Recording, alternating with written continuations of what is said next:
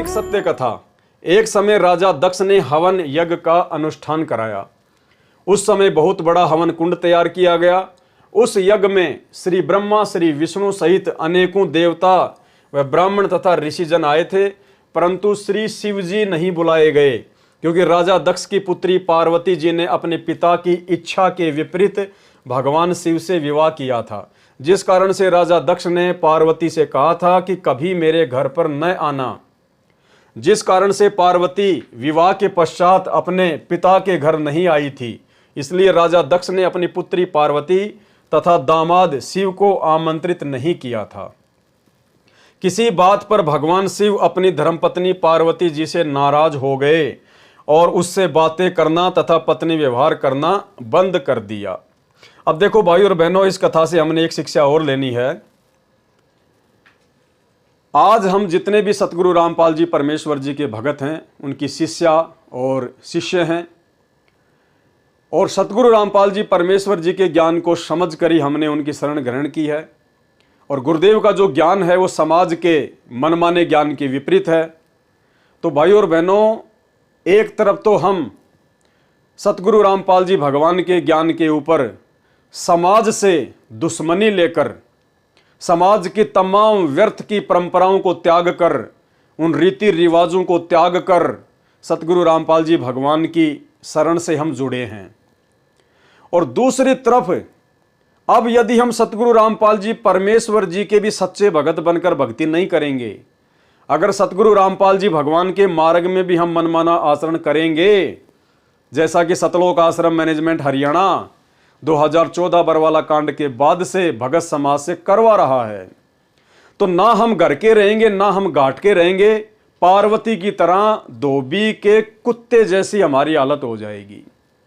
यानी एक तरफ तो हमने सतगुरु रामपाल जी से जुड़ने के लिए समाज से दुश्मनी मोल ले ली, क्योंकि हमारी तमाम भक्ति क्रियाएं समाज के विपरीत होने के कारण समाज वाले हमसे द्वेष करने लग गए।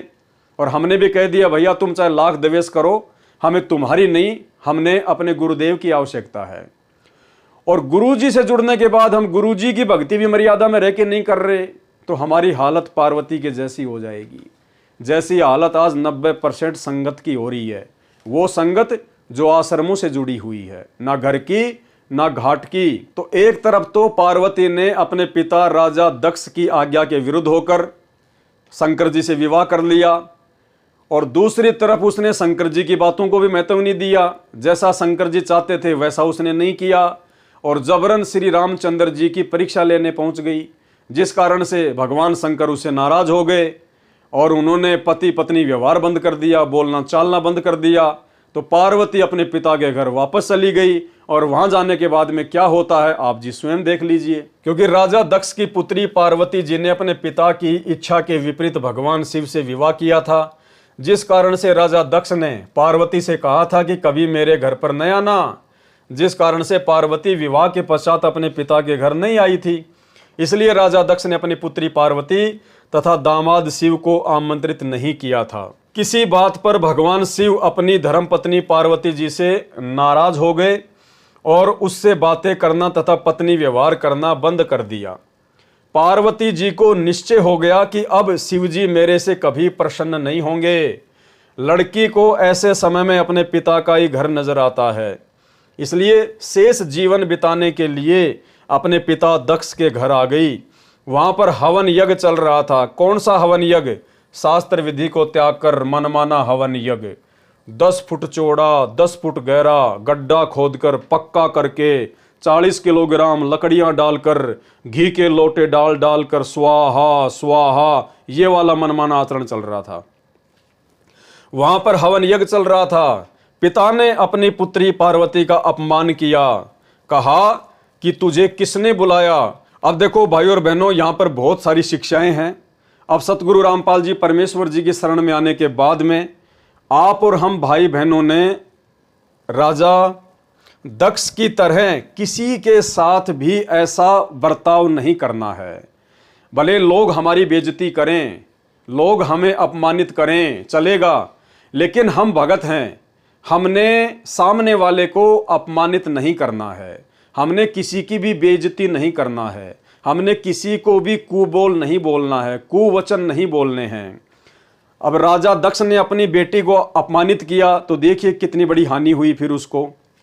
वहां पर हवन यज्ञ चल रहा था, पिता ने अपनी पुत्री पार्वती का अपमान किया, कहा कि तुझे किसने बुलाया है, क्यों आई है।